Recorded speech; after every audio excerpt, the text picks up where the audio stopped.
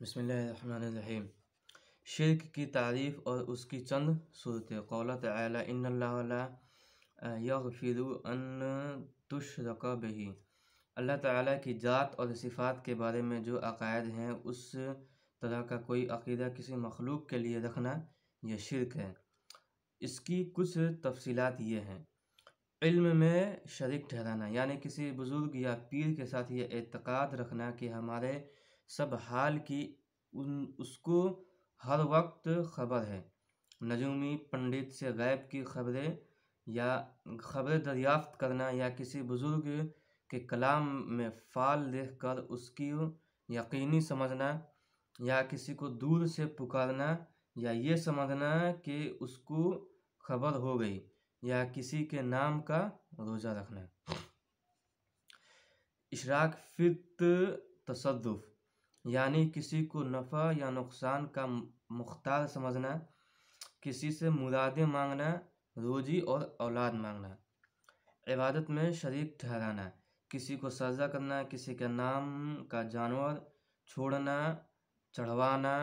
چڑھانا، کسی کے نام کی منت ماننا، کسی کے قبر یا مکان کا طواف کرنا، خدا کے حکم کے مقابلے میں کسی دوسرے کے قول یا رسم کو ترجیح دینا، کسی کے روبرو رکوع کی طرف جھکنا، کسی کے نام پر جانور ذبح کرنا، دنیا کے کاروبار کو ستاروں کی تاثیر سے سمجھنا، اور کسی مہینے کو منحوس سمجھنا وغیرہ۔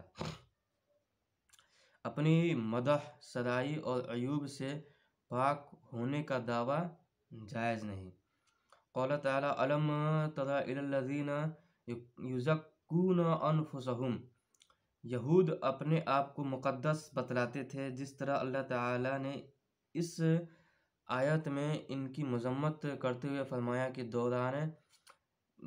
کہ ذرا ان لوگوں کو دیکھو جو اپنی پاکی بیان کرتے ہیں، اپنے اوپر تعجب کرنا چاہیے، ان پر تعجب کرنا چاہیے۔ اس سے معلوم ہوا کہ کسی کو اپنی یا دوسروں کی پاکی بیان کرنا جائز نہیں۔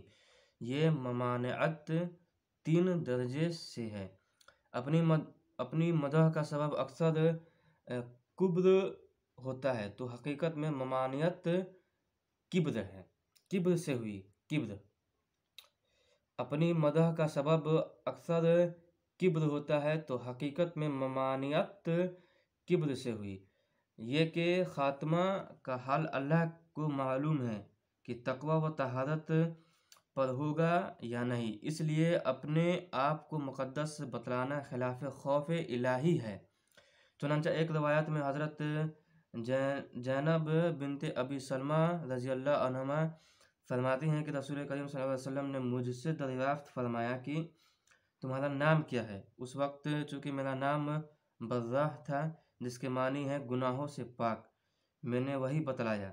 تو آپ صلی اللہ علیہ وسلم نے فرمایا لا تزکوا انفسکم اللہ اعلم باہل البر منکم سموها زینب۔ یعنی تم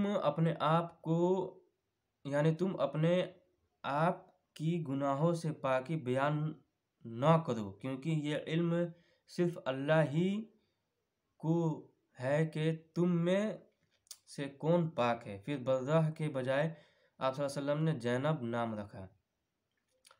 ممانعت کی تیسری وجہ یہ ہے کہ اکثر اوقات میں اس دعوے سے لوگوں کو یہ وہم ہونے لگتا ہے کہ یہ آدمی اللہ کے ہاں اس لیے مقبول ہے کہ تمام نقائص اور عیوب سے پاک ہے، حالانکہ یہ جھوٹ ہے، کیونکہ بہت سے عیوب بندے میں موجود ہوتے ہیں۔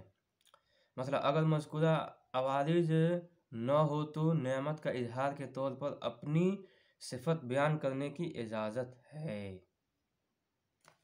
اللہ تعالیٰ کرنے سننے سے زیادہ عمل کی توفیق عطا فرمائے۔